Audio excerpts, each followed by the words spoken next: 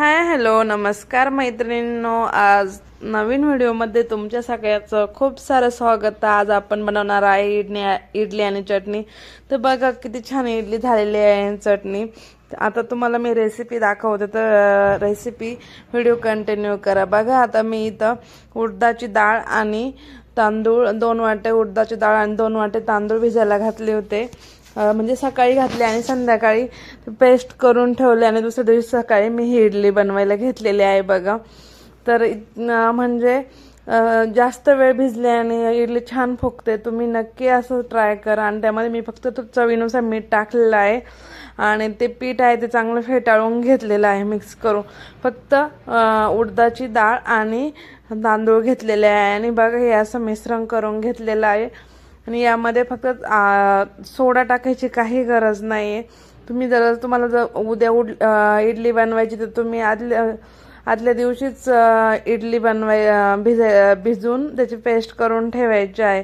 म्हणजे सकाळी भिजायला घालायची आहे, संध्याकाळी पेस्ट करून ठेवायची आहे आणि दुसऱ्या दिवशी सकाळी बनवायची आहे। तर या ठिकाणी मी भांड्याला तेल लावून घेतलेलं आहे इडलीच्या, जेणेकरून आपली जी इडली बनवत आहे ती खाली चिटकणार नाही।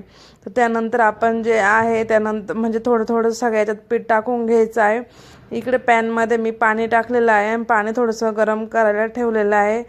आणि बघा अशा प्रकारे आपण दोन्ही पण इडल्या ठेवून द्यायच्या आहे। आता इथं थोडं थोडंच टाकायचं आहे, माझ्याकडून थोडं जास्त झालं आहे कारण सकाळी खूप धावपळ असते, त्यामुळं मी थोडेसे मोठ्याच बनवून घेतलेले आहे। पण तुम्ही छोटे छोटेच टाकायचे आहे। खूप छान इडली बनते। रेशनच्या तांदळाची पण खूप छान इडली बनते। त्यासाठी तुम्ही रेशनचे तांदूळ 9-10 वेळेस धुवून घेतले तर त्याचा काळपटपणा सगळा निघून जातो आणि एकदम व्हाईट होतात। इथं मी 1008 तांदूळ आहे तो यूज केलेला आहे। बघा त्यानंतर 10-15 मिनटं मी झाकण लावून ठेवलेलं आहे आणि कमी गॅसवर इडली शिजून द्यायची आहे। म्हणजे 10-15 मिनटं पण खूप कमी गॅस, जास्त गॅसवर नाही, हळूहळू, त्यामुळे इडली फुगते आपली। आता दुसऱ्या गॅसवरती मी इडली ठेवलेली आहे। आणि आता इथं बघा चटणीसाठी मी शेंगदाणे, हिरवी मिरची, खोबरं आणि लसूण घेतलेलं आहे आणि 2-3 हिरव्या मिरच्या घेतलेल्या आहे। बघा ते अगोदर भाजून घ्यायचे आहे, शेंगदाणे, खोबरं आणि हिरवी मिरची वगैरे। तिकडे आपण दुसऱ्या गॅसवरती आपण इडली ठेवलेली आहे। तर मैत्रिणींनो, तुम्ही मागच्या व्हिडिओला खूप छान प्रतिसाद दिला, त्याचप्रमाणे ह्या व्हिडिओला पण प्रतिसाद द्या। पण व्हिडिओ बघतात पण सबस्क्राईब करत नाही, खूप चिंतेची बाब आहे। त्यामुळे तुम्ही सबस्क्राईब करत चाला, जेणेकरून नवनवीन व्हिडिओ सगळ्यात अगोदर तुमच्यापर्यंत लवकर अगोदर तुम्हाला बघायला भेटेल। तर शेंगदाणे इथे चांगले परतून भाजून घेतलेले आहे। त्यानंतर आपण खोबरं पण भाजून घेणार आहोत आणि ज्या मिरच्या आहेत त्या पण भाजून घेणार आहोत। तोपर्यंत आपल्या तिकडे इडली तयार आहे। इडली 10-15 मिनटात आपण चटणी पण दुसऱ्या पॅनवरती तयार करून घेणार आहोत। तर बघा अशा प्रकारे आपण जी चटणी होती त्याचे शेंगदाणे वगैरे, तर काही इथं पुदिना पण टाकतात चटणीमध्ये, पण आता इथं आवडत नसल्यामुळे मी पुदिना वगैरे नाही टाकला। आता घरातल्यांना फक्त हे असंच आवडतं म्हणून मी असंच बनवलं आहे। तुम्ही नक्की ट्राय करा, खूप हेल्दी आहे आणि मुलांना खूप आवडते ही रेसिपी, तुम्ही नक्की ट्राय करा एकदा। त्यानंतर आता बघा तेल टाकलेलं आहे मी आणि थोडंसं हे पण काढून ते बाळाला हे काढून घेत होतं थोडंसं डोसा टाईपमध्ये, त्याला ते पण बनवून दिलं आहे।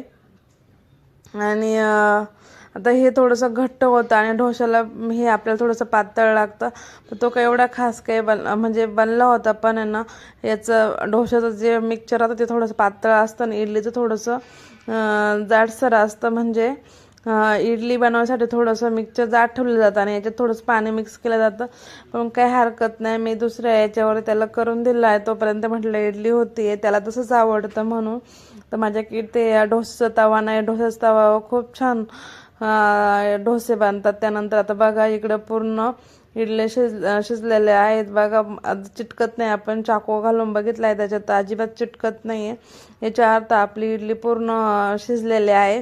दुसऱ्या पॅनवर काढून घेतलेले आहे। बघा त्यानंतर आता आपण चटणीसाठी तडका देऊन घेणार आहोत। तर मी चमच्यामध्ये मोहरी जिरे टाकले आहे, तुम्ही इथे हिरवी मिरची पण ॲड करू शकतात आणि कढीपत्ता पण इथं घरातल्यांना आवडत नाही म्हणून मी फक्त जिरी मोहरीचा चांगला तडका देते.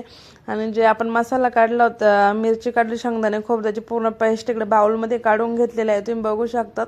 आपल्याला जेवढं पाणी ॲड करायचं आहे तेवढं आपण करू शकतो.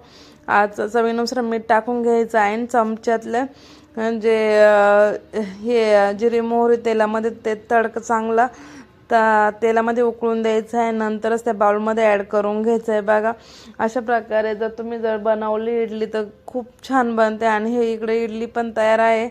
बघा इतक्या इडल्या फुगलेल्या आहे की म्हणजे त्याच्यात सोडा पण टाकला नाही, पण इतक्या मोठ्या मोठ्या इडल्या आणि एकदम मऊसूत आणि खायला पण खूप टेस्टी झालेल्या आहे.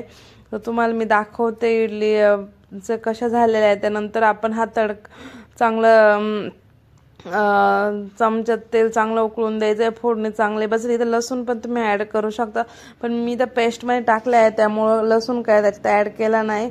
जे त्याच्या आवडीनुसार आपण त्यात ॲड करू शकतो. काही कोथिंबीर पण ॲड करतात, पण चला ज्यांना जसं आवडतं तसं बनवलं जातं, पण आम्ही ह्या पद्धतीने बनवतो. बघा तर इडल्या पूर्ण अशा मोठ्या मोठ्या एकदम मऊसूत जाळीदार झालेल्या आहे आणि सोडा न टाकता त्या खूप फुगलेल्या आहे. फक्त तुम्ही उद्या समजा जर दुसऱ्या दिवशी इडली बनवायची तर आदल्या दिवशी सकाळी भिजायला घालायचं, संध्याकाळी ते दळून ठेवायचं आहे, म्हणजे पेस्ट करून ठेवायची आहे आणि सकाळी दुसऱ्या दिवशी तुम्ही इडली बनवू शकतात. खूप छान होतात. बघा चटणी पण तयार आहे.